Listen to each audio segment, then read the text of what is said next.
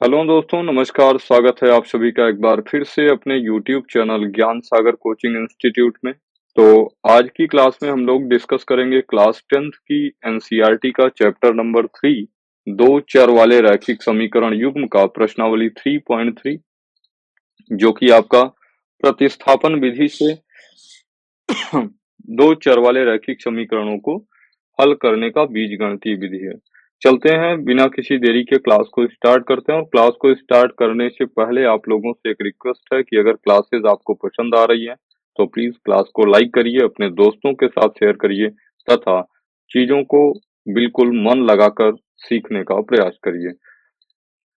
चलते हैं, लेते हैं आज का पहला प्रश्न, जो कि एक्सरसाइज 3.3 का है। कह रहा है कि निम्न रैखिक समीकरण युग्म को प्रतिस्थापन विधि से हल कीजिए।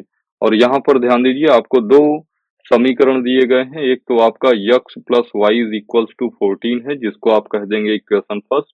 और दूसरा आपका x minus y is equals to 4 है, जिसको आप कह देंगे समीकरण नंबर 2। मैंने कहा था कि आप हमेशा क्या करेंगे, किसी एक समीकरण से किसी एक वेरिएबल को एक साइड पर रखेंगे, बाकी सारे पदों को आप लेके दूसरे पक्ष में चले जाएंगे। तो यहाँ पर देखिए कैसे, जैसे हम कहें कि समीकरण नंबर 1 से, समीकरण 1 से, तो समीकरण 1 आपका कितना है, x plus y is equals to 14। तो अगर मैं यहाँ पर y को एक ही साइड पर रखूं तो y इज इक्वल्स टू 14 और प्लस x का साइड चेंज हो जाएगा माइनस x, ये आपका बन जाएगा समीकरण नंबर 3। अब ये समीकरण 3 जो आप निकाले हैं, ये आप समीकरण 1 से निकाले हैं, तो ये 3 का मान आप कहाँ रखेंगे, समीकरण 2 में। यही बात लिख दीजिए, समीकरण 2 में, समीकरण 2 में समीकरण 3 का मान, 3 का मान रखने पर, तो समीकरण 2 आपका क्या है, आपका समीकरण 2 है x minus y is equals to 4। और यहाँ पर यक्स माइनस वाई की जगह आप रखेंगे 14 माइनस यक्स, 14 माइनस यक्स बराबर कितना, 4। तो यक्स माइनस ब्रैकेट के बाहर, इसलिए अंदर का सारा साइन चेंज होगा। तो ये आपका 14 माइनस यक्स प्लस यक्स हो जाएगा बराबर कितना, 4। तो यक्स यक्स मिलके कितना होगा, 2x, और 2x is equals to 4 minus 14 का साइड चेंज प्लस 14। और आप जानते हैं 14 4 कितना, 18। तो 2x बराबर आपका हो गया 18। तो यक्स बराबर 18/2। और आप जानते हैं 2 9 18। तो यक्स इज इक्वल्स टू कितना हो गया, 9। ठीक है, अभी ये यक्स बराबर जो 9 आपको मिला है, आप समीकरण 3 में वैल्यू पुट कर दीजिए, आपको मिल जाएगा y का मान। ठीक है, तो लिखेंगे समीकरण 3 में, समीकरण 3 में, समीकरण 3 में यक्स बराबर 9 रखने पर, चलिए समीकरण 3 आपका है y is equals to 14 minus x. तो y is equals to 14 minus x की वैल्यू 9। तो y इज इक्वल्स टू, आप जानते हैं 9 5 14। तो y इज इक्वल्स टू कितना मिल गया, 5 मिल गया। यही आपका यक्स बराबर 9 और y बराबर 5 समीकरण का क्या है, प्रतिस्थापन विधि से हल है। उम्मीद करते हैं कि आपको पहला प्रश्न समझ में आया होगा। चलते हैं दूसरे प्रश्न की ओर। और दूसरा प्रश्न देखिए आपसे क्या कह रहा है। दूसरा प्रश्न भी सेम है, बिल्कुल प्रतिस्थापन विधि से हल करना है। पहले इक्वेशन को हम पहला समीकरण और दूसरे इक्वेशन को दूसरा समीकरण मान लेते हैं। फिर किसी एक समीकरण से ना आप किसी एक वेरिएबल को एक साइड पर ही रखेंगे, बाकी सबको लेके चले जाएंगे कहाँ, दूसरे साइड में। चलते हैं, देखते हैं कैसे। जैसे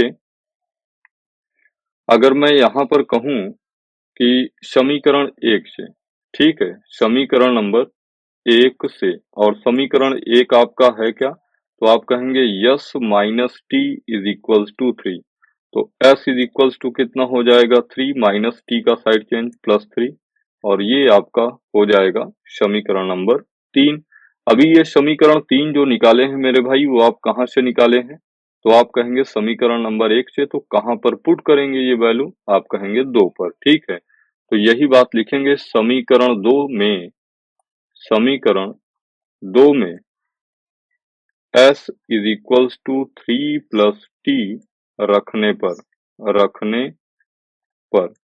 और जब आप रखेंगे s is equals to 3 plus t, तो आपको मिलेगा s की वैल्यू आपको रखना है कितना? 3 प्लस टी।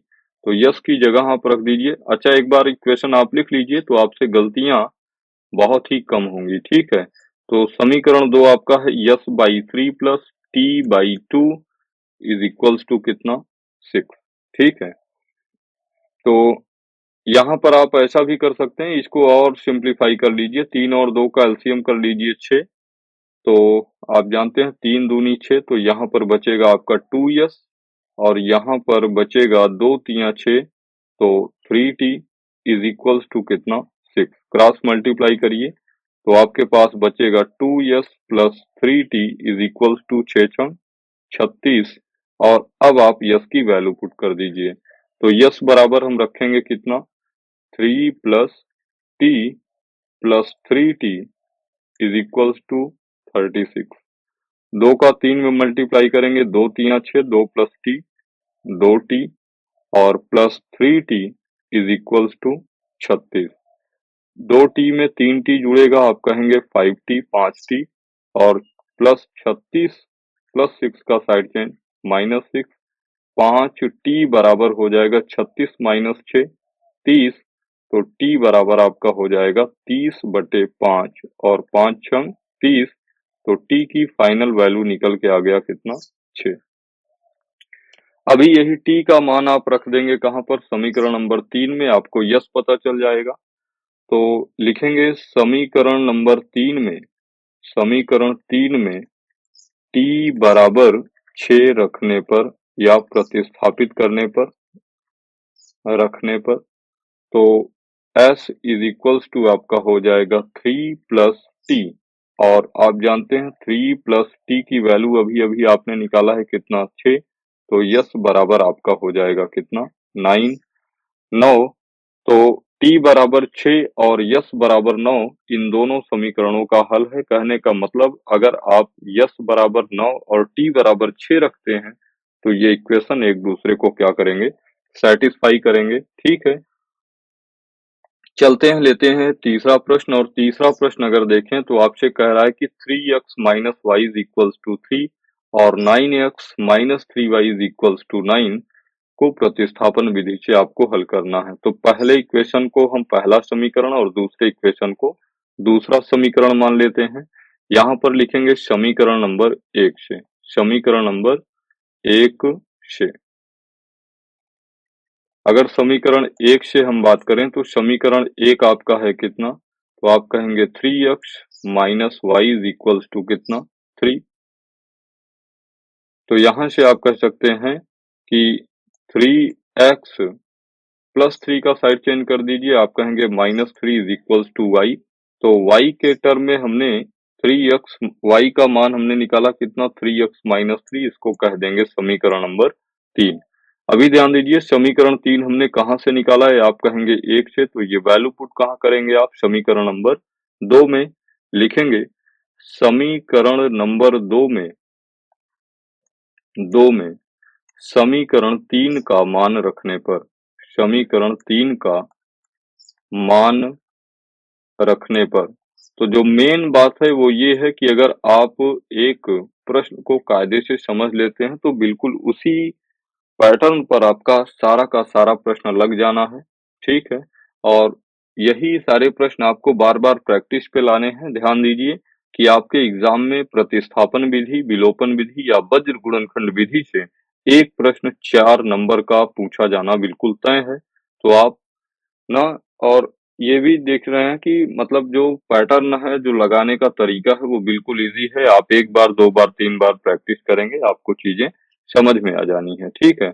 तो समीकरण 2 की वैल्यू हमको 2 में क्या करना है? समीकरण 3 का मान रखना है, और समीकरण 2 आप जानते हैं कितना है? 9x minus 3y is equals to कितना? 9। चलिए वैल्यू पुट कर दीजिए, 9x माइनस 3y माइनस कितना 3 और y की वैल्यू आपने निकाला है कितना, तो आप कहेंगे 3x minus 3 is equals to कितना 9। चलिए 9x और ध्यान दीजिए यहाँ पर माइनस 3 का गुणा 3 में करेंगे तो 3 तिया 9x और माइनस माइनस प्लस 9 बराबर कितना हो गया 9 और माइनस से माइनस कैंसिल आउट हो जाएगा तो 9 बराबर यहाँ पर 9 हो जाएगा। ध्यान दीजिएगा 9 इज इक्वल्स टू 9 मिलने का मतलब क्या है, यहाँ पर अगर आप देखेंगे तो ध्यान दीजिए अगर इसी इक्वेशन को मैं ऐसा लिख दूं 3x minus y minus 3 is equals to 0 और 9x minus 3y minus 9 is equals to 0 और 3 से इस पूरे इक्वेशन को क्या करूं कॉमन कर लूं अगर यहाँ पर, तो आपके पास बचेगा 3x minus y minus 3 is equals to 0। तो 3 से जब भाग करेंगे 0, तो कहने का मतलब जो पहला इक्वेशन है ना वही दूसरे इक्वेशन को रिप्रेजेंट कर रहा है, और जब एक ही समीकरण दूसरे समीकरण को रिप्रेजेंट करे तो ऐसी रेखाएं क्या होती हैं, समपाती होती हैं। तो यहाँ पर लिखेंगे चूंकि समीकरण एक व समीकरण दो व समीकरण दो परस्पर समपाती रेखाएं हैं। परस्पर समपाती को आप कोलिनियर बोलते हैं, ठीक है। रेखाओं को समपाती रेखाओं को निरूपित करते हैं निरूपित करते हैं निरूपित करते हैं अतः अतः यक्ष व वाई के अनंत हल अनंत हल अनंत हल प्राप्त होंगे। अनंत हल क्या होंगे, प्राप्त होंगे। अब आपको अनंत हल निकालने की जरूरत नहीं है, कहने का मतलब आप यक्ष का जो भी मान रखेंगे ना उस पर वाई की वैल्यू जो निकल के आएगी वही उस समीकरण का हल हो जाएगा। बात समझ पाए क्या? तो चलते हैं चौथा प्रश्न लेते हैं, और चौथा प्रश्न आज का आपका है, कह रहा है कि 0.2x plus 0.3y is equals to 1.3 और 0.4x plus 0.5y is equals to 2.3 को आपको प्रतिस्थापन विधि से हल करना है। मैं मान लेता हूं ये आपका इक्वेशन फर्स्ट हो गया और ये आपका इक्वेशन नंबर सेकंड हो गया। तो जैसे अभी तक करते थे वैसे ही करेंगे। यहाँ पर ध्यान दीजिए दशमलव से अपने को बहुत परेशान नहीं होना है, ठीक है। तो क्या करेंगे ध्यान दीजिए, यहाँ पर लिखेंगे समीकरण नंबर 1 से, और समीकरण 1 है क्या, तो आप कहेंगे समीकरण 1 आपका है 0.2x plus 0.3y is equals to 1.3। अभी ध्यान दीजिए यहाँ पर अगर मैं कहूं कि 0.2x को क्या मैं दशमलव हटा सकता हूं, आप कहेंगे बिल्कुल। दशमलव हटाने का रूल होता है कि दशमलव के नीचे आप 1 लिखिए और राइट हैंड साइड पे जितना डिजिट उतना 0 फिल करिए, ये आपका दशमलव गायब। सेम काम यहाँ पर भी करेंगे, दशमलव कैंसिल हो जाएगा, और सेम काम यहाँ पर भी करेंगे तो दशमलव आपका कैंसिल हो जाएगा। यानी यहाँ पर हम कह सकते हैं कितना, 1/10 LHS में कॉमन है, 1/10 कॉमन कर लीजिए तो आपके पास बचेगा कितना, आप कहेंगे 2x plus 3y is equals to 13/10 और 1/10 कैंसिल आउट हो जाएगा, आपके पास बचेगा 2x plus 3y is equals to 13। तो यहाँ से आप कह सकते हैं 3y is equals to 13 plus 2x का साइड चेंज माइनस 2x, यानी अगर आपसे y इज इक्वल्स टू पूछा जाए तो आप कहेंगे 13 माइनस 2x। और ध्यान दीजिए यहाँ 3 y का गुणांक था, इधर आएगा तो भागांक बनेगा। आप जानते हैं गुणा का साइड चेंज हमेशा क्या होता है, भाग होता है, और ये आपका बन जाएगा समीकरण नंबर 3, ठीक है। ध्यान दीजिए समीकरण 1 से मैंने समीकरण 3 को जनरेट किया है, तो ये वैल्यू पुट करूंगा कहाँ पर, समीकरण नंबर 2 में। तो लिखेंगे समीकरण नंबर 2 से, समीकरण नंबर 2 से। तो समीकरण 2 में कहने का मतलब क्या है, जहां y है वहां पर हम 13 माइनस 2x बटे 3 रखेंगे, और समीकरण 2 आपका क्या है, 0.4x plus 0.5y is equals to 2.3। जैसे अभी हमने दशमलव को रिमूव किया था वैसे ही यहाँ पर भी दशमलव रिमूव कर देंगे। कहने का मतलब इसको लिख सकता हूँ 4x बटे 10 और इसको लिख सकता हूँ 5y बटे 10 और बराबर इसको लिख सकता हूँ 23 बटा 10। 1/10 को फिर से कॉमन कर लीजिए, आपके पास बचेगा 4x plus 5y is equals to कितना 23/10। 10 से 10 आपका कैंसिल आउट हो जाएगा, यहाँ पर बचा 4x प्लस 5y और y की जगह अब हम वैल्यू पुट कर देते हैं कितना, तो आप कहेंगे 13 माइनस 2x बटे कितना 3 और बराबर कितना 23। बराबर कितना 23। चलिए सिंप्लीफाई कर लीजिए, तो आपके पास यहाँ पर कितना है 4x बिल्कुल और प्लस 5 का अंदर गुणा लगा दीजिए, 5 13 में 65 और माइनस 5 दूनी 10x बटे कितना 3 और बराबर 23।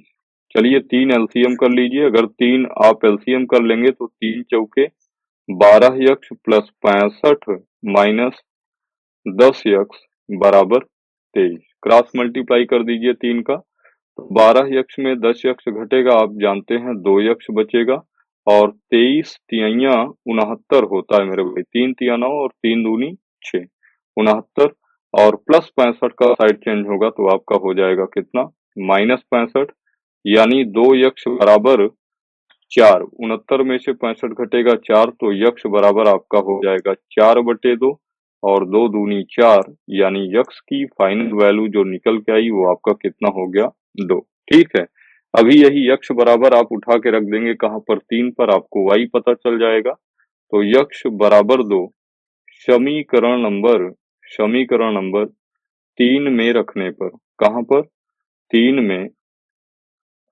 रखने पर, चलिए वैल्यू पुट कर दीजिए समीकरण 3 पे, तो y इज इक्वल्स टू आपका हो जाएगा 13 माइनस 2 गुना यक्ष, यक्ष कितना 2 और बटे 3, तो यहाँ पर हो जाएगा 13 में से 4 घटेगा आप कहेंगे 9, 9/3 को आप कहेंगे 3 तिया 9 यानी जो y की फाइनल वैल्यू निकल के आएगी वो कितना हो जाएगा, आप कहेंगे y बराबर 3 हो जाएगा। ठीक है, तो यक्ष बराबर 2 और y बराबर 3 आपका समीकरण 1 और समीकरण 2 का हल होगा। उम्मीद करते हैं कि प्रश्न आपको समझ में आ रहे होंगे। ठीक है, और इन प्रश्नों पर आपको कम से कम 1 बार 2 बार 3 बार ना प्रैक्टिस करनी है। चीजें बिल्कुल आसान है, प्रतिस्थापन विधि बिल्कुल आसान है। एक पैटर्न आप पकड़ लीजिए, उसी पैटर्न को फॉलो करते जाइए। आप एक नहीं इस तरीके की चाहे जितनी भी सवालें बनेंगी सबको करने के लायक बन जाएंगे। ठीक है, चलते हैं लेते हैं 5वां प्रश्न, और 5वां प्रश्न ध्यान दीजिए, ये प्रश्न आपका एग्जाम में भी पूछा गया है। ठीक है, तो इन सारे प्रश्नों को ना आपको बहुत ही बेहतरीन तरीके से करना है। काम बिल्कुल आसान है। पहले समीकरण को आप 1 कह दीजिए, दूसरे समीकरण को आप क्या कह देंगे 2 कह देंगे। लिखेंगे समीकरण नंबर 1 से, समीकरण 1 से, और अगर हम समीकरण 1 की बात करेंगे तो समीकरण 1 आपका है √2x plus √3y is equals to 0 और दूसरा इक्वेशन है, अच्छा समीकरण 1 से ही बात कर रहे हैं तो समीकरण 1 से बात कर लेते हैं। तो यहाँ पर आप लिख सकते हैं कि जो √2x होगा वो बराबर होगा किसके, -√3y के। बोलिए हाँ कि नहीं, -√3y के। और यहाँ से हम कह सकते हैं कि x इज इक्वल्स टू जो होगा वो -√3/√2y के बराबर होगा। ये आपका हो गया समीकरण नंबर 3। और ध्यान दीजिए समीकरण 3 को जनरेट किया हूँ 1 से, तो वैल्यू पुट करूंगा कहाँ पर, समीकरण 2 पर।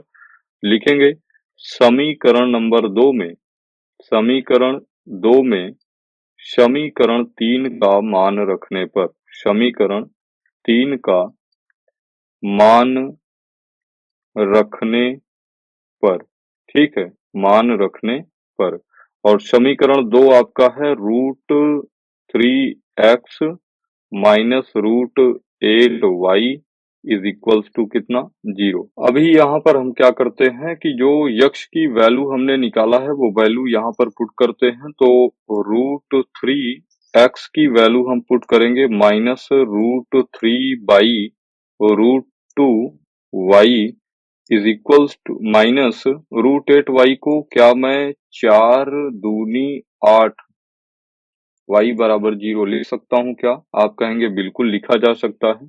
तो यहाँ पर ध्यान दीजिएगा, -√3 का गुणा √3 में करूंगा तो कितना हो जाएगा? तो आप कहेंगे -3/√2y और माइनस इसको लिख सकता हूँ 2√2y बराबर 0। ध्यान दीजिए दोनों टर्म में आपका y कॉमन हो जाएगा।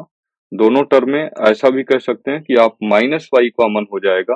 तो -y कॉमन हो जाएगा तो यहाँ पर बचेगा 3√2 प्लस 2√2 बराबर कितना 0। तो -y या माइनस से आप भाग कर देंगे तो अभी माइनस का कॉन्सेप्ट खत्म हो जाएगा। यहाँ पर plus y is equals to √2 को करिए एलसीएम। तो √2 जब आपका एलसीएम बनेगा तो यहाँ पर हो जाएगा कितना 3 प्लस √2 का गुणा √2 में 2 और 2 दूनी 4 तो बराबर हो जाएगा 0।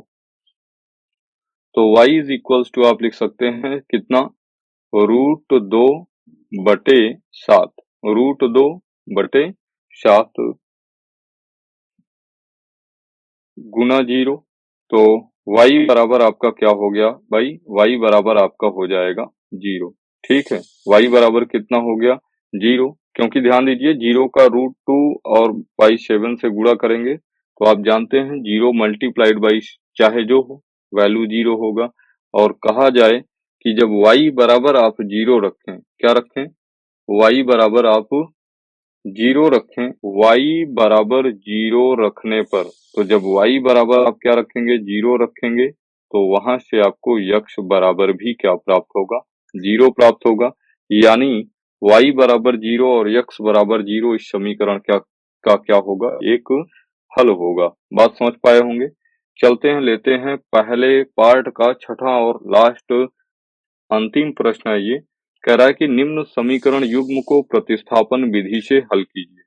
तो पहले इक्वेशन को आप पहला समीकरण और दूसरे इक्वेशन को दूसरा समीकरण कह दीजिए। अगर हम बात करें समीकरण नंबर 1 से, कहां से? समीकरण नंबर 1 से। तो समीकरण 1 की अगर हम बात करें तो आपका समीकरण 1 है 3x/2 minus 5y/3 is equals to कितना -2।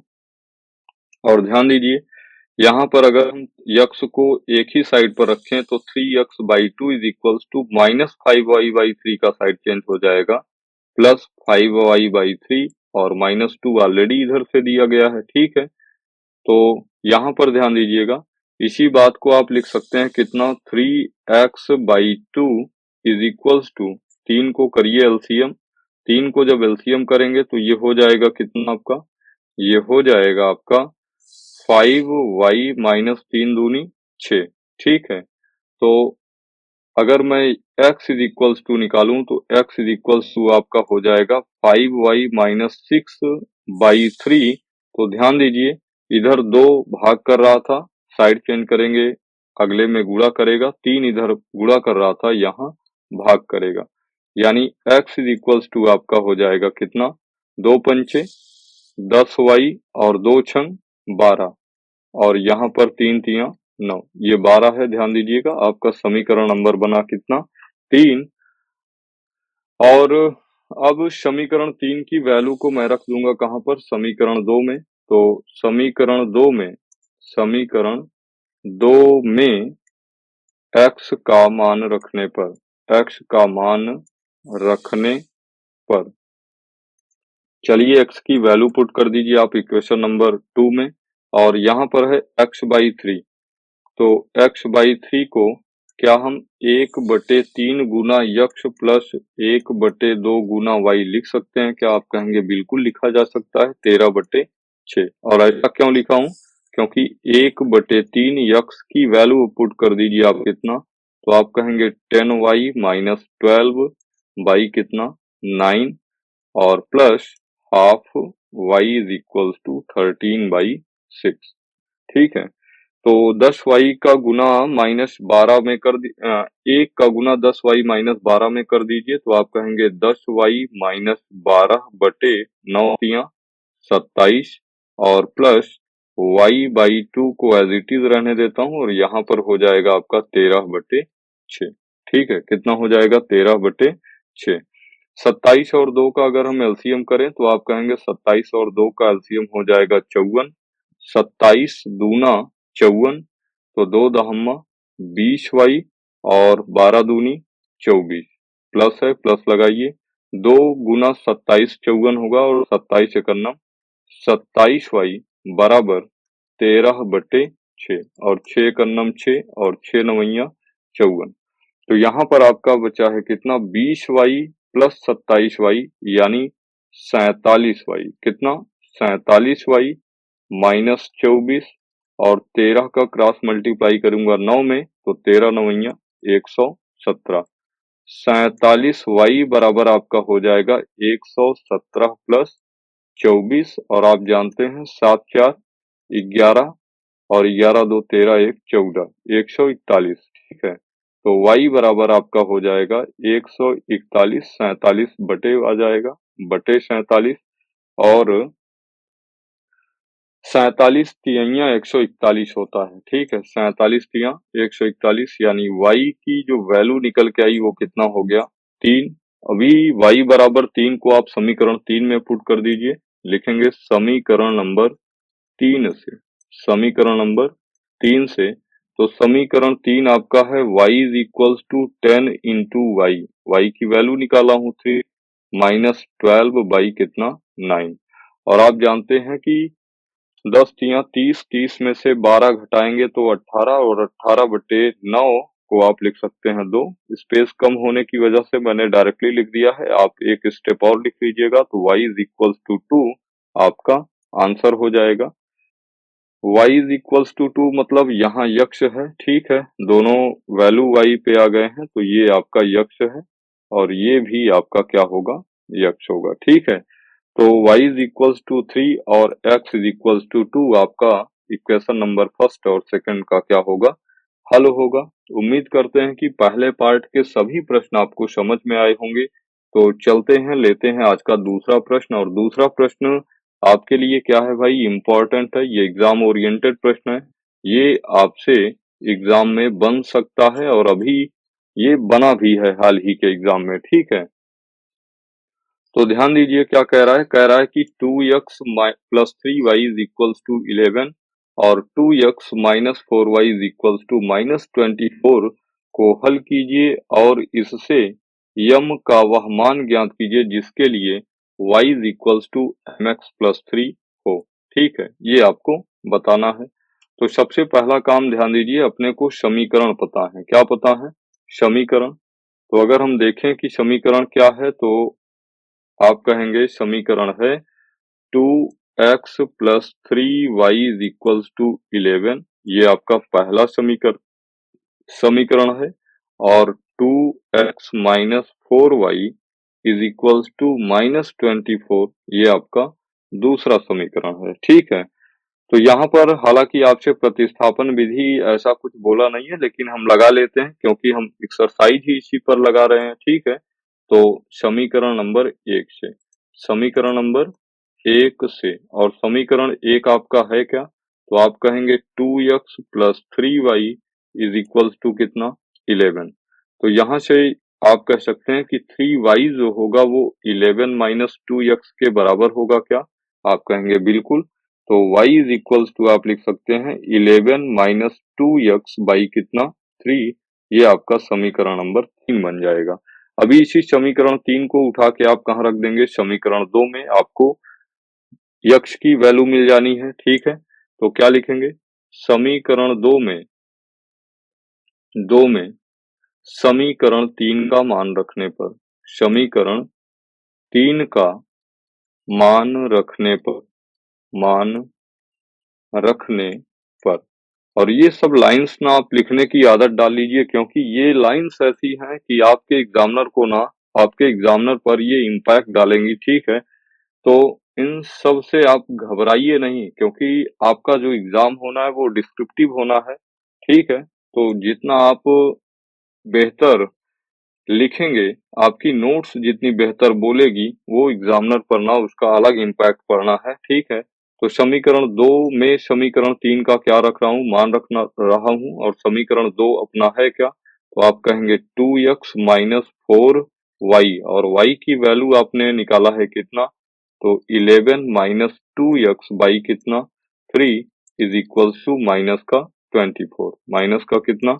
24। चलिए कैलकुलेट कर लीजिए, ये हो जाएगा आपका 2x माइनस 4 का गुणा 11 में करेंगे कितना हो जाएगा, या ऐसा ही रहने दीजिए, 11 चौके 44 माइनस 4 दूनी 8x बटे कितना? 3, और बराबर कितना? माइनस का 24।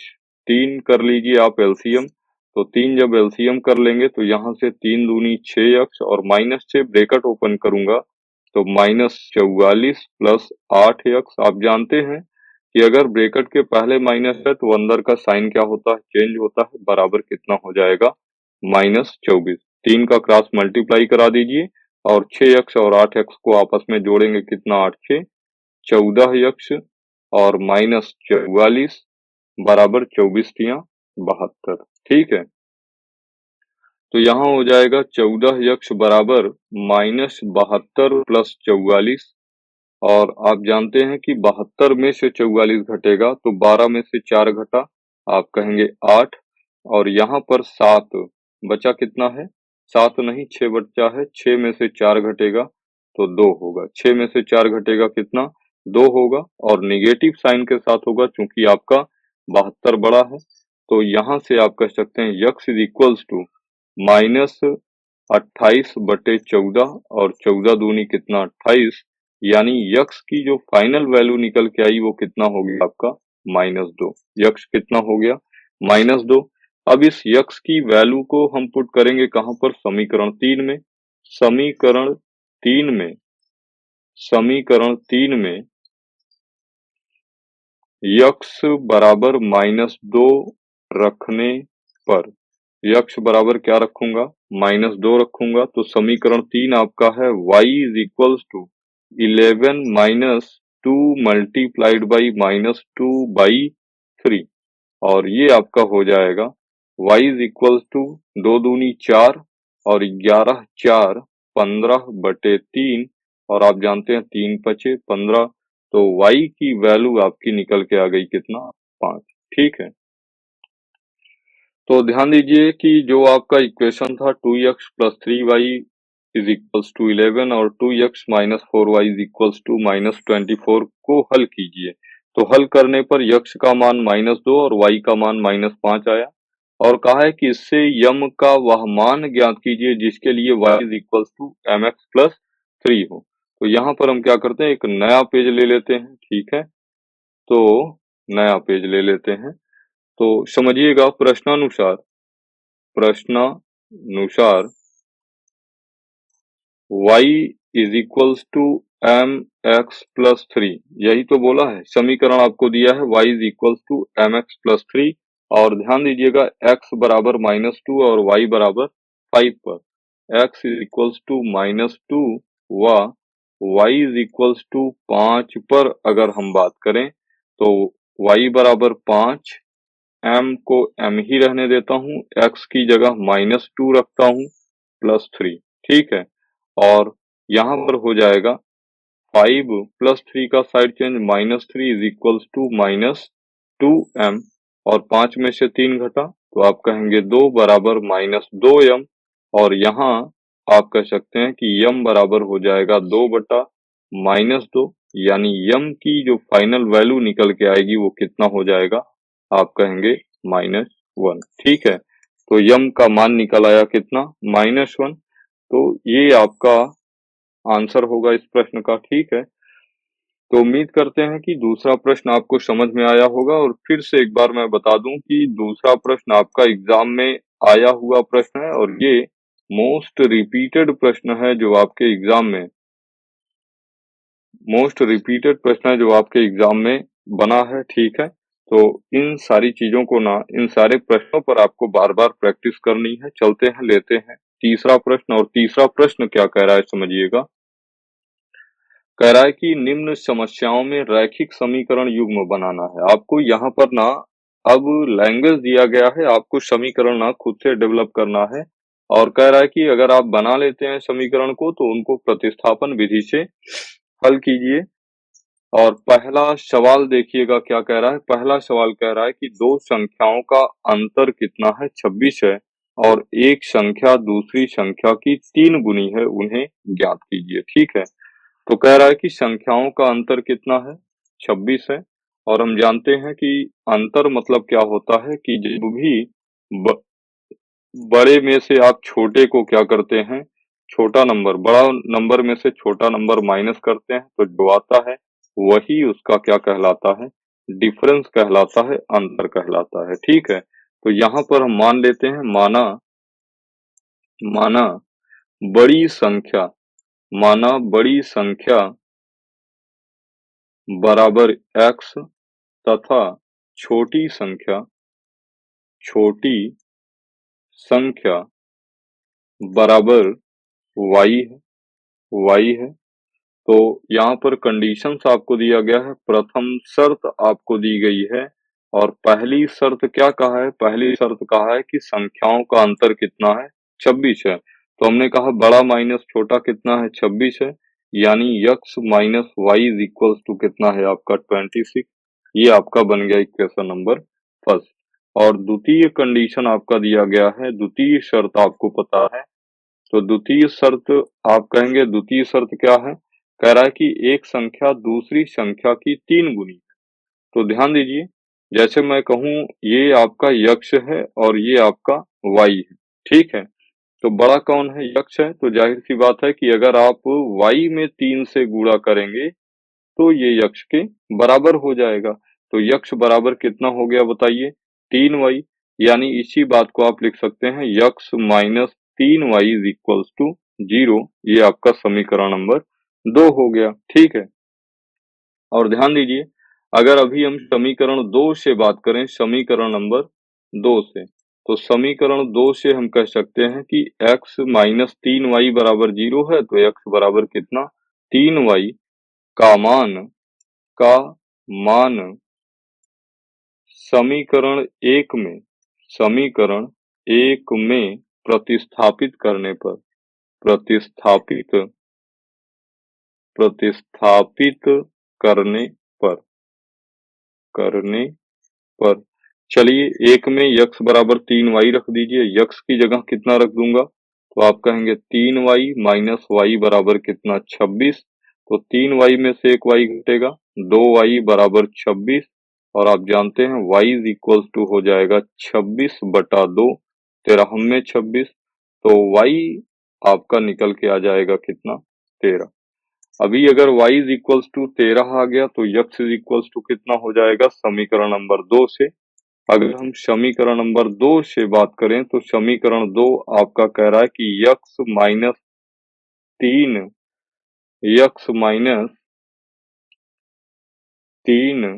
और y की वैल्यू कितना, 13 बराबर 0, और 13 तिया 39, माइनस 39 का साइड चेंज करेंगे, प्लस 39, तो यहाँ पर आपका यक्स बराबर कितना मिल गया, 39 मिल गया। ठीक है, अभी ध्यान दीजिएगा, अगर हम कहें, क्या कहें,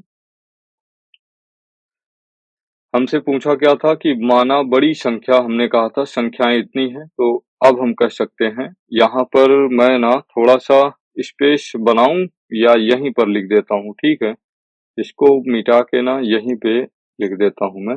अतः हम कह सकते हैं, अतः बड़ी संख्या बड़ी संख्या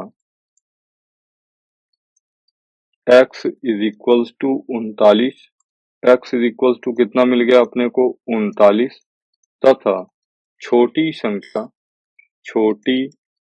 संख्या y इज इक्वल टू हो जाएगा कितना, y का मान हमने कितना पाया है, 13, y इज इक्वल टू कितना हो जाएगा, 13। यही इस प्रश्न का क्या हो जाएगा, आंसर हो जाएगा। चलते हैं, लेते हैं आज का दूसरा प्रश्न, जो कि तीसरे का होगा। तीसरे का दूसरा प्रश्न अगर हम देखें तो दूसरा प्रश्न क्या है, कह रहा है कि दो संपूरक कोणों में बड़ा कोण छोटे कोण से 18 डिग्री अधिक है, उन्हें ज्ञात कीजिए। ठीक है, तो यहाँ पर पहली बात जो आपको सीखनी है वो सीखनी है संपूरक कोण किसे कहते हैं। संपूरक कोण, अगर ये कॉन्सेप्ट आपका क्लियर है तो संपूरक कोण को जनरली हम क्या बोलते हैं, कॉम्प्लीमेंट्री एंगल्स बोलते हैं। कॉम्प्लीमेंट्री कॉम्प्लीमेंट्री एंगल्स, ठीक है, तो कॉम्प्लीमेंट्री एंगल्स बोलते हैं। ध्यान दीजिए, अगर हम कहें कि संपूरक कोण क्या होता है तो आप कहेंगे अल्फा व बीटा दो कोण, दो कोण, अल्फा व बीटा दो कोण परस्पर संपूरक कोण कहलाएंगे। परस्पर संपूरक कोण कहलाएंगे कहलाएंगे जब जब क्या हो, अल्फा प्लस बीटा का योग 180 डिग्री के बराबर हो।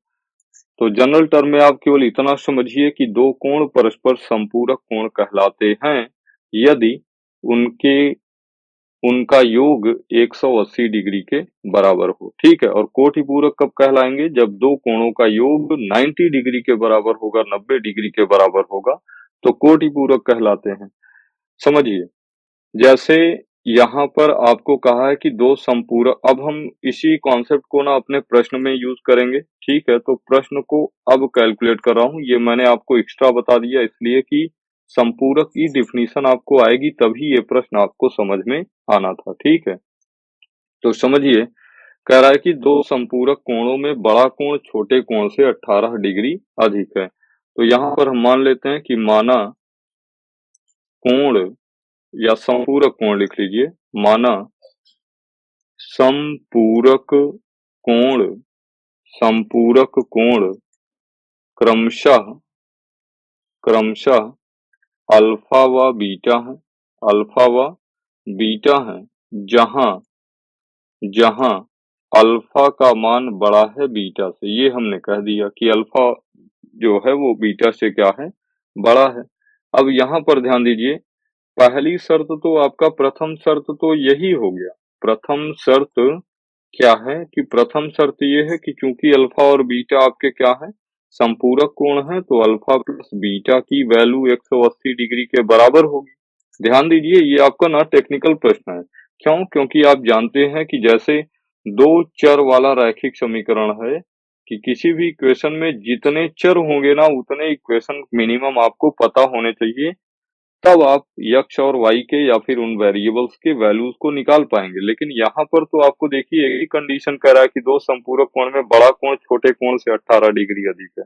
तब तब तो आपको एक ही इक्वेशन पता था, कैसे करते ना। और अगर हम द्वितीय शर्त की बात करें, द्वितीय शर्त,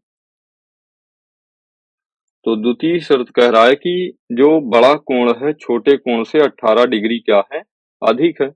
तो बड़ा कोण आपका कौन है बताइए, अल्फा है। तो अल्फा, और छोटा कोण क्या है, बीटा। बोलिए हाँ कि नहीं।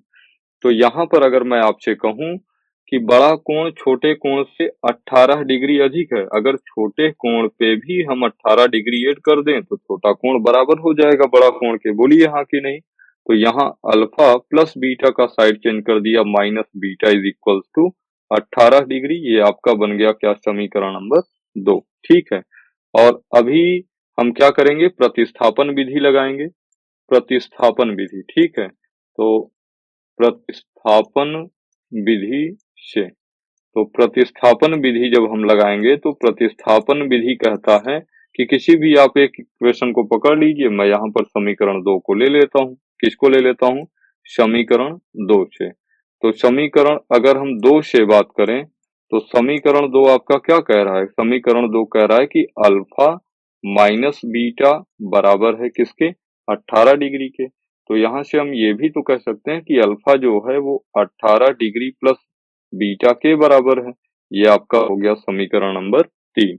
और अभी हम क्या करेंगे, समीकरण 3 का मान क्या करेंगे, समीकरण 3 का मान समीकरण 1 में रखने पर, कहाँ पर रखने पर? समीकरण 1 में। अच्छा, समीकरण 3 का मान 2 से निकाला हूं तो कहाँ रखूंगा? 1 में ही तो रखूंगा। 1 में रखने पर, ठीक है, रखने पर।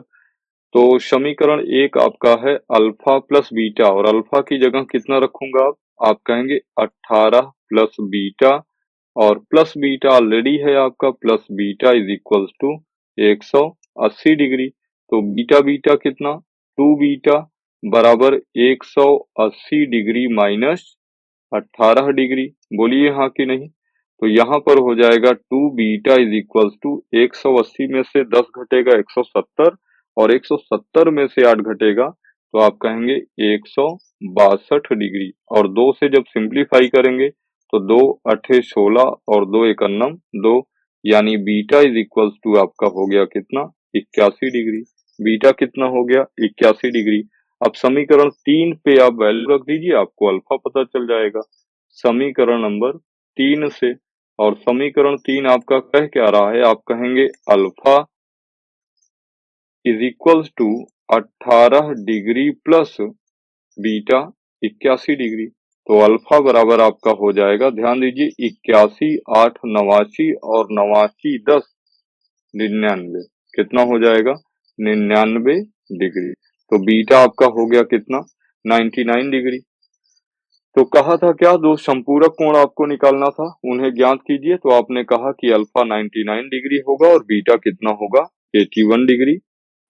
तो चलते हैं, लेते हैं प्रश्नावली का, लेते हैं अगला प्रश्न जो कि होगा तीसरा। और तीसरा प्रश्न देखें क्या कह रहा है। तो तीसरा प्रश्न आपका कह रहा है कि एक क्रिकेट टीम के कोच ने 7 बल्ले तथा 6 गेंदें 3800 रुपए में खरीदी।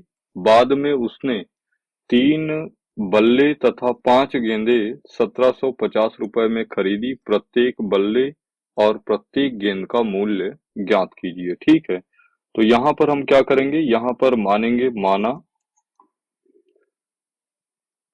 एक बल्ले की कीमत, एक बल्ले की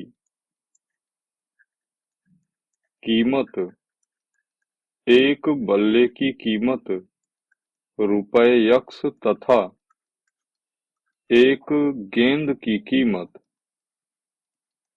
एक गेंद की कीमत बराबर रुपए वाई है। तो प्रथम शर्त आपको पता है, पहली शर्त क्या है? पहली शर्त है कि आपका क्रिकेट कोच ना 7 बल्ला और 6 गेंद खरीदता है, कितने में? 3800 रुपए में। तो एक बल्ले की कीमत यक्स रुपए, तो 7 बल्ले की कीमत 7 यक्स, और एक गेंद की कीमत वाई रुपए, तो 6 गेंद की कीमत 6 वाई। और इस हिसाब से जो कोच है वो आपका पेमेंट करता है कितना? 3800 रुपए। ये आपका बन जाएगा इक्वेशन नंबर फर्स्ट। और इसी हिसाब से आपका द्वितीय शर्त दिया है, द्वितीय शर्त से दूसरा शर्त क्या कह रहा है? दूसरा शर्त कह रहा है कि बाद में उसने 3 बल्ले यानी 3 यक्स रुपए और 5 गेंदे यानी 5 वाई, 5 गेंदे खरीदता है और 1750 रुपए का पुनः पेमेंट करता है। तो ये आपका इक्वेशन नंबर सेकंड बन जाएगा। अभी आपको प्रत्येक बल्ला और प्रत्येक गेंद का मूल्य ज्ञात करना है। बस शर्त ये है कि आपको प्रतिस्थापन विधि लगाना है। ठीक है, तो यहाँ पर हम लगाते हैं क्या? प्रतिस्थापन विधि से, प्रतिस्थापन विधि से। तो प्रतिस्थापन विधि कहता है कि आप किसी भी इक्वेशन से एक वेरिएबल का मान निकालें और दूसरे वेरिएबल में पुट करें। ठीक है, तो यहाँ पर हम समीकरण एक से यक्स का मान निकाल लेते हैं। तो समीकरण एक आपका है कितना भाई? 7x plus 6y is equals to कितना? 3800। तो यहाँ से हम कह सकते हैं कि 7x इज इक्वल्स टू हो जाएगा आपका 3800, 3800 माइनस कितना? 6y, यानी कह सकता हूं कि x की जो वैल्यू होगी वो बराबर हो जाएगा आपका 3800 माइनस 6y बटे कितना? 7। ये आपका हो गया समीकरण नंबर 3। अब इस समीकरण 3 को मैंने निकाला है कहाँ से, समीकरण 1 से, तो पुट कर दूंगा कहाँ पर, समीकरण 2 में। ठीक है, तो लिखेंगे समीकरण 2 में, समीकरण 2 में उपरोक्त मान को रखने पर, उपरोक्त मान को रखने पर या प्रतिस्थापित करने पर। ठीक है, चलिए रखिए। तो समीकरण 2 आपका है 3x और यक्ष कितना है, तो आप कहेंगे 3800 माइनस 6y बटे 7 प्लस 5y बराबर 1750। गुणा लगा लीजिए, 3800 का 3 में गुणा करेंगे तो 300 300 3 अठे 24, 4 हासिल 2 और 3 तिया 9 2 11, 11,400 माइनस 3 छंग 18y, 18y बटे कितना 7 प्लस 5y बराबर 1750। ठीक है, चलिए 7 कर लीजिए एलसीएम, और जब 7 करेंगे आप एलसीएम तो आपका बचेगा 11,400 माइनस 18y और प्लस 7 बचे 35y बराबर 1750। कितना, 1750। चलिए यहाँ पर सिंप्लीफाई करिए इसको, 11,400 एज इट इज रहेगा 11,400।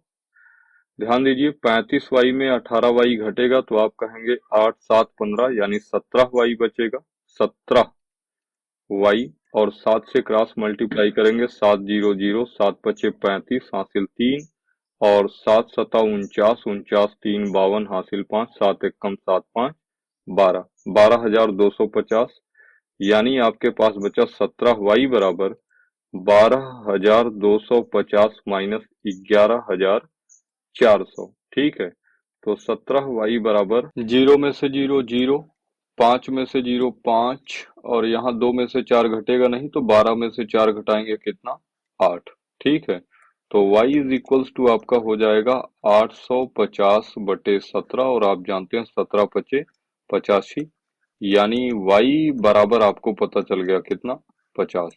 अब यही y का मान 50 आप उठाइए और समीकरण 3 में या फिर 2 में जहां मन हो आप पुट कर दीजिए, आपको मिल जाएगा क्या, यक्ष की वैल्यू। तो मैं यहाँ पर समीकरण नंबर ना 3 पे ही 2 पे पुट करता हूँ। ठीक है, तो 2 इक्वेशन अपना छोटा है, तो जैसे आपको कैलकुलेशन इजी लगे वैसे आप कर लीजिए। ठीक है, तो यहाँ पर हम लिखेंगे समीकरण नंबर 2 में, समीकरण नंबर 2 में y इज इक्वल्स टू 50 रखने पर, y इज इक्वल्स टू 50 रखने पर, अगर देखें समीकरण 2 तो समीकरण 2 अपना है 3x plus 5y is equals to 1750। तो क्या है, 3x प्लस 5y बराबर 1750। तो y की वैल्यू पुट कर दीजिए कितना, 50, तो 3x प्लस 5 गुना 50 बराबर 1750। तो 3x बराबर 5 पचम 25, 250 बराबर 1750।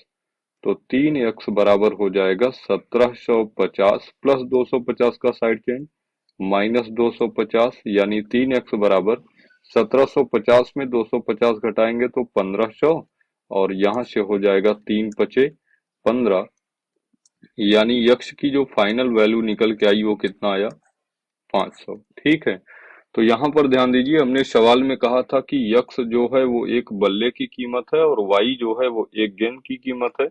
तो अतः हम लिख सकते हैं, अतः एक बल्ले की, एक बल्ले की कीमत, कीमत यक्ष इज इक्वल्स टू ₹500 तथा एक गेंद की कीमत, एक गेंद की कीमत रुपए y इज इक्वल्स टू 50 है। ठीक है, तो y की वैल्यू हमको 50 मिला था और यक्ष की वैल्यू हमने अभी अभी फाइंड किया कितना, 500। तो उम्मीद करते हैं कि आपको प्रश्न समझ में आए होंगे। चलता हूं, लेता हूं आज का अगला प्रश्न, और अगला प्रश्न क्या है सुनिएगा। कह रहा है कि एक नगर में टैक्सी के भाड़े में एक नियत भाड़े के अतिरिक्त चली गई दूरी पर भाड़ा सम्मिलित किया जाता है। तो कह रहा है कि 10 किलोमीटर की दूरी के लिए भाड़ा रुपए 105 है तथा 15 किलोमीटर के लिए भाड़ा रुपए 155 है। तो नियत भाड़ा तथा प्रति किलोमीटर भाड़ा क्या है? और कह रहा है कि एक व्यक्ति को यदि 25 किलोमीटर यात्रा करना है तो उसे कितना भाड़ा देना होगा। ठीक है, तो यहाँ पर ध्यान दीजिए, दो वेरिएबल्स हैं, एक तो आपका नियत भाड़ा है, दूसरा प्रति किलोमीटर भाड़ा।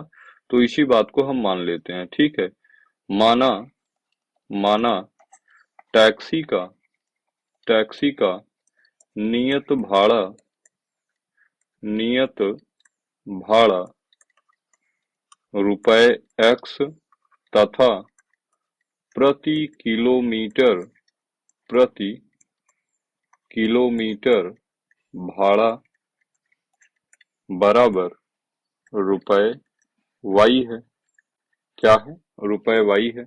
अभी ध्यान दीजिए इसका मतलब क्या हुआ कि जैसे आप टैक्सी पर बैठते हैं ना, तो टैक्सी पर बैठने का जो चार्ज है आपका, वो आपको यक्स देना होगा, और जितने किलोमीटर आप टैक्सी से जाएंगे पर किलोमीटर आपको वाई रुपए देना होगा। जैसे एग्जाम्पल के तौर पर अगर हम समझे, मान लीजिए हमको 1 किलोमीटर की यात्रा करनी है, तो हमको कितना देर पेमेंट करना होगा? तो आप कहेंगे यक्स रुपए टैक्सी का चार्ज और पर किलोमीटर डिस्टेंस ट्रेवल करने का वाई रुपए चार्ज। हाँ कि नहीं? ठीक है। अब देखिए यहाँ पर कह क्या रहा है, प्रश्न कह रहा है कि 10 किलोमीटर दूरी के लिए भाड़ा रुपए 105 है। ठीक है, तो प्रथम शर्त आपका क्या है? आप कहिए शर्त से प्रथम शर्त से पहला शर्त क्या कह रहा है कि 10 किलोमीटर का जो भाड़ा है, तो 10 किलोमीटर का भाड़ा आपका लगता है कितना? आप कहेंगे रुपए 105। अब ध्यान दीजिए, एक 10 किलोमीटर में शामिल क्या है? आपका जो फिक्स रेट है टैक्सी का, यानी यक्स रुपए, और आपने चला कितना है? 10 किलोमीटर।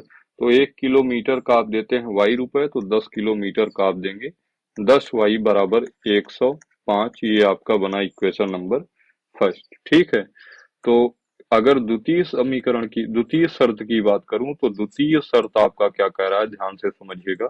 द्वितीय शर्त से दूसरा शर्त आपका कह रहा है कि 15 किलोमीटर के लिए जो चार्ज है वो 155 रुपए है। तो दूसरा शर्त आपका है कि 15 किलोमीटर का भाड़ा भाड़ा बराबर रुपए 155। और ध्यान दीजिए, 15 किलोमीटर में आपने जो फिक्स रेट होगा टैक्सी का दिया होगा, और 1 किलोमीटर का वाई रुपए के चार्ज से 15 किलोमीटर का 15 वाई, और इस हिसाब से आपका बना 155। ठीक है, ये आपका हो गया समीकरण नंबर 2।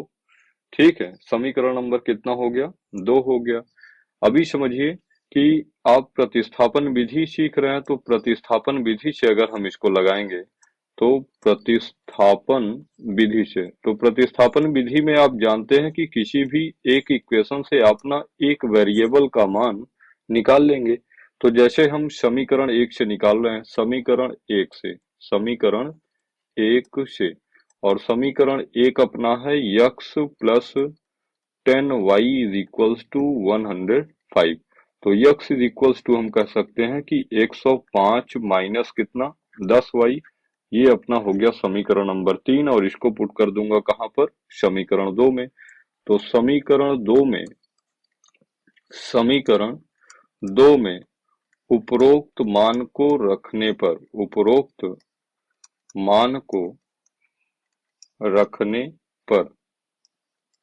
रखने पर चलिए, तो समीकरण 2 आपका है क्या? समीकरण 2 है आपका यक्स की जगह हम कितना रखेंगे? 105 माइनस 10y। ठीक है, यक्स की जगह, और प्लस 15y, और ये बराबर होगा आपका किसके? 155 के।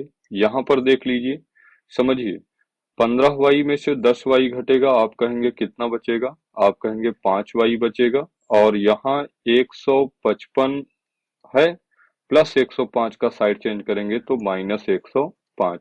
तो 5y बराबर आपका हो जाएगा 155 में 105 घटाएंगे तो आपका हो जाएगा 50। तो y बराबर हो जाएगा, y बराबर कितना हो जाएगा, तो आप कहेंगे 50/5 यानी 5×50। तो y की जो वैल्यू निकल के आएगी वो आपका हो गया 10।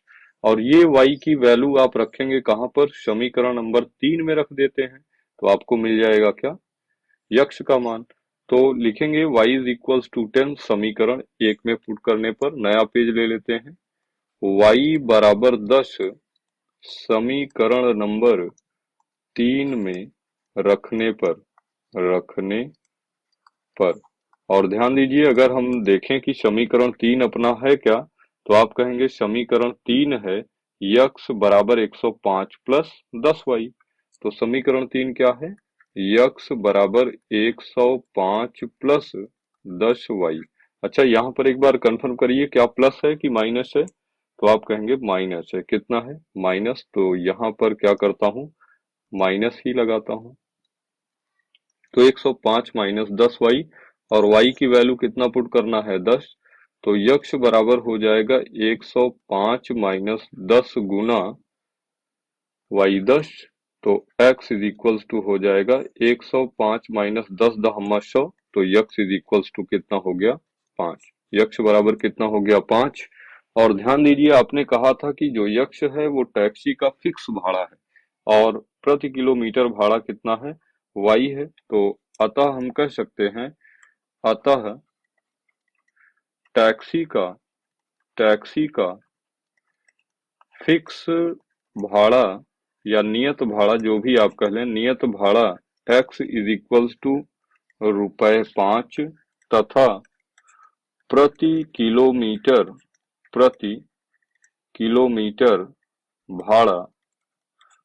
किलोमीटर भाड़ा बराबर भाड़ा y इज इक्वल्स टू ₹10 है। कितना है, ₹10 है।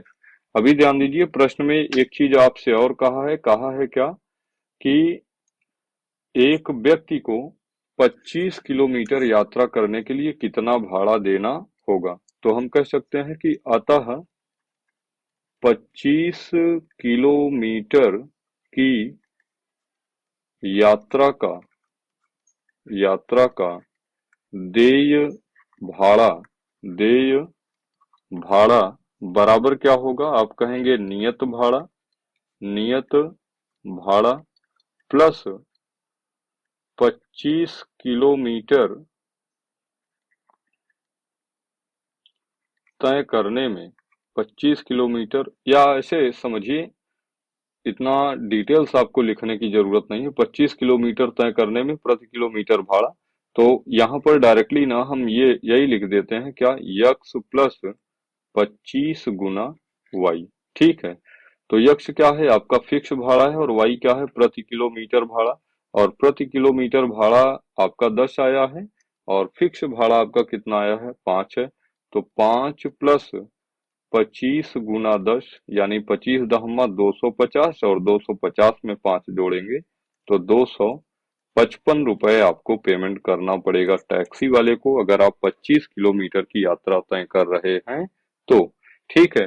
तो उम्मीद करते हैं कि ये वाला भी प्रश्न आपको समझ में आया होगा। अब चलते हैं अगले प्रश्न पर, और अगला प्रश्न आपका क्या है, पांचवा। और पांचवा प्रश्न ध्यान दीजिएगा, आपका एग्जाम ओरिएंटेड है, इंपॉर्टेंट प्रश्न है। एग्जाम में इस तरीके का एक प्रश्न जरूर पूछा जाएगा आपसे, जो कि भिन्न से रिलेटेड होगा। ठीक है। प्रश्न क्या है, देखिए, कह रहा है कि यदि किसी भिन्न के अंश और हर दोनों में 2 जोड़ दिया जाए तो वह 9/11, ये 9 है आपका, 9/11 हो जाती है। यदि अंश और हर दोनों में 3 जोड़ दिया जाए तो वह 5/6 हो जाती है। भिन्न ज्ञात कीजिए। ठीक है। तो यहाँ पर मान लीजिए, क्या मानेंगे, हम कहेंगे माना भिन्न का अंश अंश यक्स तथा हर हर वाई है। तो अगर भिन्न का अंश यक्स तथा हर वाई है तो जो भिन्न होगी वो आपकी भिन्न क्या होगी, आप जानते हैं कोई भी भिन्न अंश बटे हर होती है, भिन्न यक्स बटे वाई होगी। ठीक है, भिन्न क्या होगी, यक्स बटे वाई होगी। अब देखिए यहाँ पर आपको क्या कंडीशंस दिए गए हैं, तो प्रथम शर्त आपको पता है, प्रथम शर्त क्या पता है, तो कह रहा है कि यदि भिन्न के अंश और हर दोनों में दो जोड़ दिया जाए, तो भिन्न आपकी थी यक्स और वाई, कह रहा है कि अंश में दो और हर में दो जब जोड़ देते हैं तो भिन्न बन जाती है कितना, 9/11। क्रॉस मल्टीप्लाई कर दीजिए, 11 का गुणा यक्स प्लस 2 में होगा 11 गुना यक्स प्लस 2, और वाई प्लस 2 का गुणा 9 में होगा तो कितना हो जाएगा, 9 गुना वाई प्लस 2। तो ये हो जाएगा आपका 11x प्लस 11 दूनी 22 बराबर 9y, और 9 दूनी 18, 9 दूनी कितना 18। अभी ध्यान दीजिए, यक्स यक्स यक्स वेरिएबल से एक साइड रख लेंगे, तो ये आपका हो जाएगा 11x प्लस 9y का side change minus 9y is equals to 18, और प्लस 22 का साइड चेंज करूंगा कितना हो जाएगा, -22। तो यहाँ पर आपका बचा 11x minus 9y is equals to 18 में से 22 माइनस करेंगे तो आप कहेंगे -4। ये आपका बना इक्वेशन नंबर फर्स्ट। ठीक है, इसी प्रकार द्वितीय शर्त आपको पता है, शर्त से द्वितीय शर्त से और दूसरा शर्त क्या कह रहा है, ध्यान से देखिएगा। दूसरा शर्त कह रहा है कि यदि अंश और हर दोनों में 3 जोड़ दिया जाए, क्या किया जाए, 3 जोड़ दिया जाए तो वह 5/6 हो जाती है। तो अंश आपका था यक्स, 3 जोड़ेंगे यक्स प्लस 3, हर आपका था वाई, 3 जोड़ेंगे वाई प्लस 3। कह रहा है कि इस कंडीशन में जो आपका फ्रैक्शन होता है वो कितना हो जाता है, 5/6। फिर से वही काम करिए, 6 को उठाइए एक्स प्लस 3 में गुणा करिए, और वाई प्लस 3 को उठाइए 5 में गुणा करिए। ठीक है, तो क्या हो जाएगा, आप कहेंगे 6 multiplied by x plus 3 is equals to 5 multiplied by y plus 3। ठीक है, तो 6 का गुना यक्स में 6x और 6×3 18, 5 का गुना वाई में 5y और 5×3 15। यहाँ पर आप कहेंगे 6x plus 5y minus 5y, और 15 प्लस 18 माइनस 18। ठीक है, तो यहाँ पर आपके पास बचा 6x minus 5y is equals to minus का 3। ये आपका हो जाएगा समीकरण नंबर कितना, ये आपका हो जाएगा समीकरण नंबर कितना, 2। ठीक है, अभी हम समीकरण 2 से क्या करते हैं, यक्ष का मान निकाल लें, चाहे समीकरण 1 से निकाल लें। तो अभी तक हम 1 से निकालते आए, इस बार हम लेंगे क्या, समीकरण नंबर 2। कहने का मतलब आप चाहे 1 से चाहे 2 से, आप रैंडम जिसका मन करे, जिस समीकरण से मन करे उस समीकरण से वैल्यू पुट कर लीजिए। बस ध्यान ये रखना है कि अगर 2 से निकाल रहा हूं तो 1 में पुट करूंगा, 1 से निकाल रहा हूं तो 2 में पुट करूंगा। ठीक है, तो यहाँ पर ध्यान दीजिएगा, समीकरण नंबर 2 से अगर हम बात करें तो समीकरण नंबर 2 है आपका 6x माइनस 5y बराबर -3, तो -5y का साइड चेंज कर दीजिए, तो 6x बराबर प्लस 5y -3, यानी x बराबर आप कह सकते हैं 5y -3 बटा कितना, 6। 6 इधर गुणा कर रहा था, इधर जाएगा तो भाग करेगा। ये आपका हो गया समीकरण नंबर 3। और समीकरण 3 को जनरेट आपने किस इक्वेशन से किया है, तो आप कहेंगे इक्वेशन नंबर सेकंड से। तो किस इक्वेशन पर वैल्यू पुट करेंगे, इक्वेशन नंबर फर्स्ट पर। लिखेंगे समीकरण 3 का मान समीकरण 1 में रखने पर, क्या लिखेंगे, समीकरण 3 का मान समीकरण नंबर 1 में रखने पर, 1 में रखने पर। और ध्यान दीजिए समीकरण 1 आपका है क्या, तो आप कहेंगे समीकरण है 11x minus 9y, 11x minus 9y is equals to -4। यही है ना, फिर से चेक कर लीजिए, 11x minus 9y is equals to -4, और x की जगह आपको रखना है 5y माइनस 3/6। तो 11x की जगह आपको रखना है 5y -3। फिर से देख लीजिए क्या है, 5y -3, 5y -3 by 6 is equal -9y is equals to -4। चलिए गुणा लगा दीजिए, 11 पचे तो आप कहेंगे 55y और 11 तिया 33, 55y बोला हूँ, ठीक है। 11 पचे 55y और 11 तिया 33 बटे 6 माइनस 9y बराबर माइनस का 4। 6 कर लीजिए एलसीएम, तो 6 एलसीएम हो जाएगा तो आपका बचेगा कितना, 55y माइनस 33 और 6 नवैया तो 54 आप कहेंगे, 54y बराबर -4। क्रॉस मल्टीप्लाई करिए तो 55y में से 54y घटेगा, आप कहेंगे 1y माइनस का 33 बराबर 6 चौके 24, ठीक है। तो y अच्छा -24 होगा, ये बात ध्यान रखिएगा, -24, ठीक है। तो y इज इक्वल्स टू आपका हो जाएगा -24, ऑलरेडी इधर है, -33 का साइड चेंज करेंगे +33, और आप जानते हैं 24 9 33 होता है, ठीक है। तो y is equals to finally आपका आ गया कितना, 9, ठीक है। अभी इस y का मान आप उठा के समीकरण 1 में पुट कर दीजिए, आपको यक्ष मिल जाएगा। तो समीकरण एक में y इज इक्वल्स टू 9 रखने पर, अच्छा समीकरण 1 इसलिए कह रहा हूं कि समीकरण 1 मैंने लिखा भी है तो मुझे पीछे नहीं जाना पड़ेगा, पीछे वाले पेज पर, ठीक है। आप अपनी सुविधा के हिसाब से रख लीजिएगा। तो 11x, तो 11x को 11x रखता हूं -9y, y की वैल्यू पुट करूंगा 9 इज इक्वल्स टू -4। तो ये हो जाएगा आपका कितना 11 यक्ष माइनस 9 9 81 बराबर -4। तो 11 यक्ष बराबर -4 प्लस 81, ठीक है।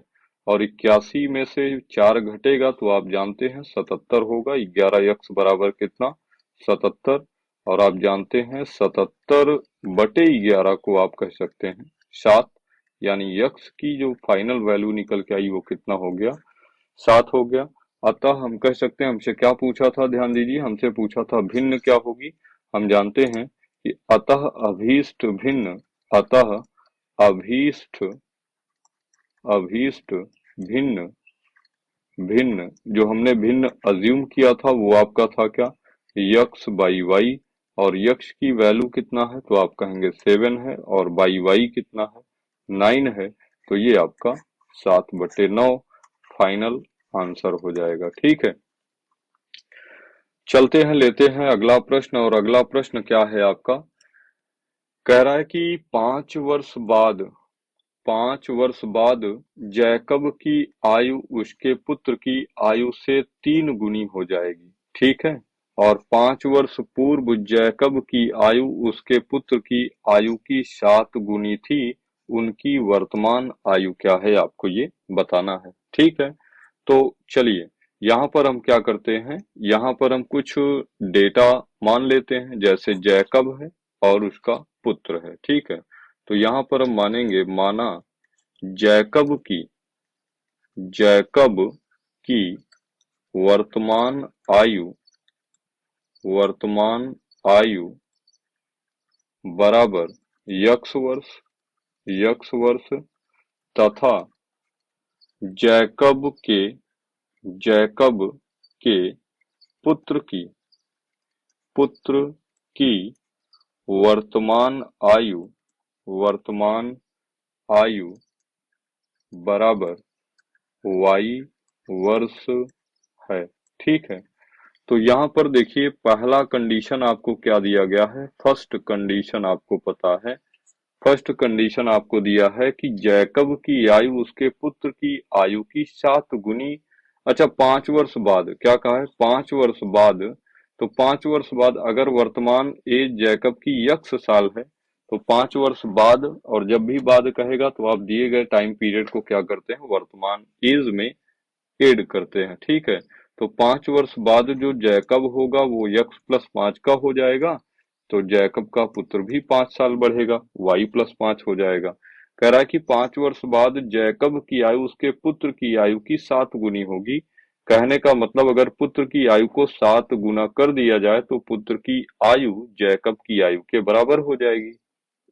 यानी आप कह सकते हैं कि x+5 is equals to 7y और 7 बचे 35। ठीक है, तो यहाँ से यक्स प्लस 7y का साइड चेंज माइनस 7y बराबर 35 और प्लस 5 का साइड चेंज होगा -5। तो यक्स माइनस 7y बराबर आपका हो जाएगा कितना? यक्स माइनस 7y बराबर हो जाएगा 30। ये आपका बना पहला इक्वेशन पहले कंडीशन से। इसी तरीके से अगर हम द्वितीय शर्त की बात करें तो आपका सेकंड कंडीशन दिया गया है क्या? कह रहा है कि 5 वर्ष पूर्व पूर्व बोले या फिर पश्चात बोले। ठीक है, नहीं पश्चात तो बाद ही हो जाएगा, पूर्व बोले या पहले बोले तो उस कंडीशन में आप वर्तमान आयु में क्या करेंगे, उतना एज माइनस कर देंगे जितना बोला गया है। ठीक है, तो यहाँ बोला गया है 5 वर्ष पूर्व, तो 5 वर्ष पूर्व जो जैकब रहा होगा वो यक्स माइनस 5 साल का रहा होगा। तो 5 वर्ष पूर्व उसका बेटा भी तो भाई यक्स माइनस 5 ही साल का रहा होगा। कह रहा है कि इस कंडीशन में जैकब की जो आयु है उसके पुत्र की आयु की 7 गुनी थी। यानी अगर पुत्र की आयु में, अच्छा यहाँ पर देखिएगा मैंने लाइंस ना थोड़ा सा मिसमैच कर दिया है मेरे भाई। ठीक है, मिसमैच क्या कर दिया है, यहाँ पर प्रश्न को पढ़ने में हल्की सी गड़बड़ी हो गई है और प्रश्न फिर से सुधार लेते हैं। तो ध्यान दीजिएगा, कह रहा है कि 5 वर्ष बाद जैकब की आयु उसके पुत्र की आयु से 3 गुनी हो जाएगी। मैंने यहाँ पर 7 ये वाला पढ़ के डाल दिया था। तो चलिए इसको चेंज कर लेते हैं। चेंज कैसे करेंगे, जहाँ 7 है वहां आप कर दीजिए कितना, 3। ठीक है, और अभी जब 3 से करेंगे तो पूरा का पूरा डेटा फिर से लिखना पड़ेगा। कोई दिक्कत नहीं है, फिर से लिख लेते हैं। ठीक है, चलिए तो क्या हो जाएगा आपका, कहेंगे x plus 5 is equals to 3 का गुना y में करूंगा 3y और 3×5 = 15। और यहाँ पर हो जाएगा आपका यक्स माइनस 3y बराबर 15 प्लस 5 माइनस 5। तो यक्स माइनस 3y बराबर हो जाएगा 15 में से 5 घटा तो आप कहेंगे 10। ये पहला इक्वेशन बन जाएगा। अच्छा, सेकंड कंडीशन ही पढ़ रहा था जब अपने को गलती पता चली थी। कह रहा है कि 5 वर्ष पूर्व जैकब कितना होगा, यक्स माइनस 5 का, और जैकब के पुत्र की आयु कितनी हो जाएगी, वाई माइनस 5। और कह रहा है कि इस कंडीशन में जैकब की आयु उसके पुत्र की आयु की 7 गुनी थी। तो अगर जैकब के पुत्र की आयु को 7 से मल्टीप्लाई कर दें तो जैकब के पुत्र की आयु जैकब की आयु के बराबर हो जाएगी। तो यानी इसको आप लिख सकते हैं x minus 5 is equals to 7y minus 7 बचे 35। और ये हो जाएगा आपका यक्स माइनस 7y बराबर -35 और -5 का साइड चेन +5। ठीक है, तो x minus 7y x minus 7y बराबर हो जाएगा -35 और +5, तो आप कहेंगे माइनस का 30। ये आपका हो गया समीकरण नंबर 2। ठीक है, चलिए यहाँ पर अपने को लगाना है प्रतिस्थापन विधि। तो प्रतिस्थापन विधि से अगर हम बात करें तो प्रतिस्थापन विधि से, तो प्रतिस्थापन विधि से हम क्या करते हैं, किसी भी एक इक्वेशन को ना दूसरे इक्वेशन के वेरिएबल के बराबर मान लेता हूं। तो यहाँ पर मैं कह देता हूं कि समीकरण नंबर 1 से, कहां से, समीकरण 1 से। थोड़ा सा छोटा मैं लिख रहा हूं क्योंकि स्पेस अपने पास इतना ही है। ठीक है, तो मैनेज करिएगा इस बात को। समीकरण 1 आपका क्या है, यक्स माइनस 3y बराबर 10। तो यहां से मैं लिख सकता हूं यक्स बराबर 3y प्लस 10। बोलिए हाँ कि नहीं, 3y का side change plus 3y, 10 already positive था। ये आपका समीकरण 3 हो गया है। अच्छा, कुछ लैंग्वेज भी मैं नहीं लिख रहा, वो आप अभ्यस्त हो चुके होंगे। आज की पूरी क्लास लगभग 1 घंटे की क्लास में हमने यही सारे डेटा को बस लैंग्वेज बदल बदल के लिखा है। ठीक है, प्रश्न का प्रारूप चेंज था, पैटर्न पूरा सेम ही चल रहा है। तो आप क्या कहेंगे, समीकरण 3 को मैं उठाया हूं एक अक्षर, इसलिए रखूंगा कहां पर, समीकरण 2 पर। लिख ही दे रहा हूं, समीकरण 2 से क्या लिखेंगे, समीकरण 2 से। अगर समीकरण 2 की बात करूं तो आपका कितना है, यक्स, और यक्स की जगह हम कितना पुट करेंगे, 3y प्लस 10। ठीक है, और -7y बराबर -30। ठीक है, तो ध्यान दीजिएगा 7y में 3y अपोजिट साइन हमेशा घटेगा। आप कहेंगे 4y, बड़ा कौन है 7, इसलिए निगेटिव, बराबर -30 प्लस 10 का साइड चेंज -10। तो -4y बराबर हो जाएगा -30 10 और -10, तो आप कहेंगे -40, माइनस से माइनस कैंसिल आउट होगा और 4 दहम्मा आपके पास बचेगा 40। तो y बराबर कितना हो गया? y बराबर आपका हो गया 10। ठीक है। अभी ध्यान दीजिएगा कि y इज इक्वल्स टू 10 हम कहां पर पुट कर देंगे? समीकरण 3 पे, तो अपने को यक्ष पता चल जाएगा। तो y बराबर 10, या ऐसा लिख लीजिए डायरेक्ट, क्योंकि स्पेस भी थोड़ा सा कम है, तो आप लिखेंगे समीकरण 1 से।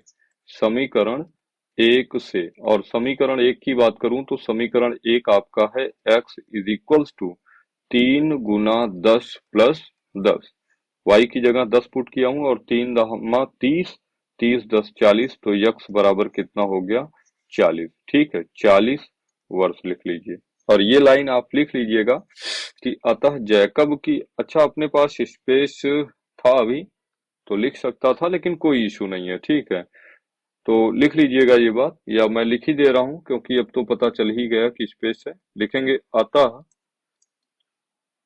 जैकब की, अतः जैकब की वर्तमान आयु, अतः जैकब की वर्तमान आयु x इज इक्वल्स टू 40 वर्ष।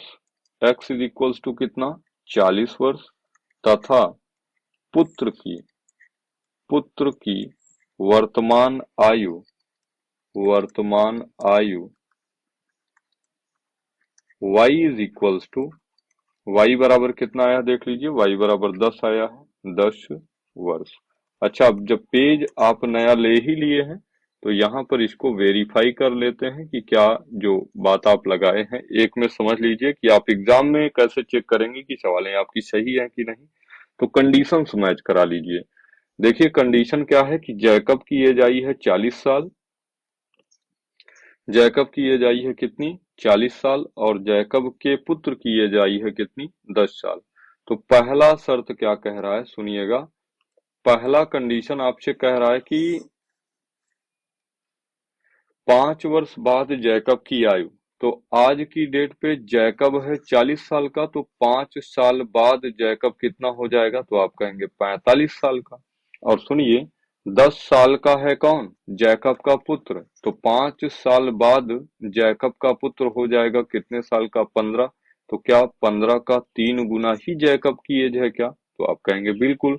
तो पहला कंडीशन आपका क्या होता है? फुलफिल होता है। ठीक है, इसी प्रकार से अगर दूसरे कंडीशन की बात करूं तो वर्तमान में जैकब है 40 साल का, 5 साल पहले ये रहा होगा 35 साल का, बोलिए हाँ।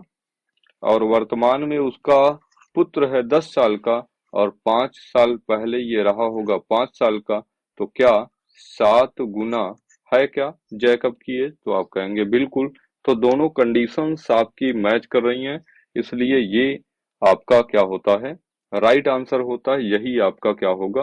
100% सही सवाल होगी। ठीक है, तो उम्मीद करते हैं कि आज की क्लास को आपने एंजॉय किया होगा और आपके समझ में भी दो चर वाले रैखिक समीकरणों को कैसे प्रतिस्थापन विधि से हल किया जा सकता है, ये आप कायदे से समझे होंगे, सीखे होंगे। और एक बार फिर से मैं आपको बताऊं कि ये प्रतिस्थापन विधि, ठीक है, आपकी क्या हो गई? प्रतिस्थापन विधि।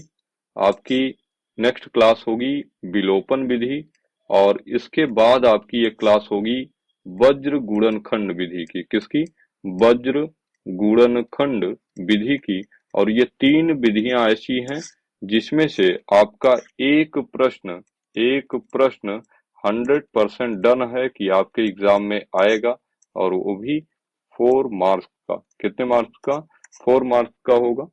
तो आप इसलिए भी उन चैप्टर्स को पढ़िए अवेयरनेस के साथ। ठीक है, बिल्कुल सजग हो जाइए अपने एग्जाम को लेके, क्योंकि ध्यान दीजिए ये मेन स्टेज है जहां पर अगर आप बेहतर कर लेते हैं तो फिर आप बेहतर की ओर बढ़ते जाएंगे। ठीक है, तो लोग कहते नहीं है कि अगर आपने सीढ़ी पर पहला कदम जमा के रख लिया तो फिर आपको बुलंदी तक पहुंचने में ना कोई रोक नहीं सकता है। ठीक है, तो बस इन्हीं सारी बातों के साथ आज की क्लास को देता हूं विराम। कल की क्लास में हम लोग विलोपन विधि पढ़ेंगे। हल्का सा आप भी अपनी बुक्स को इधर-उधर पलटिएगा, विलोपन के बारे में हल्का समझिएगा। मैं प्रयास करूंगा कि आपको बेहतरीन तरीके से भी बेहतरीन तरीके से समझाया जाए। तो आज की क्लास के लिए इतना ही। और एक छोटी सी बात आपसे और कह दूं जाते जाते कि अगर क्लासेस आपको पसंद आ रही हैं तो प्लीज चैनल को ना सब्सक्राइब कर लीजिए, ठीक है। ये आपके लिए बहुत ही लाभदायक प्लेटफॉर्म होने वाला है, ठीक है। और अ, दोस्तों के साथ शेयर करिए भाई। और बनाने में ना, क्लासेस बनाने में भाई बहुत पसीने छूटते हैं, तो इसलिए आप उस मतलब मेहनत को नजरअंदाज मत करिए, क्लास को लाइक अवश्य करिए। तो कल की क्लास में फिर से मिलते हैं। जय हिंद, जय भारत।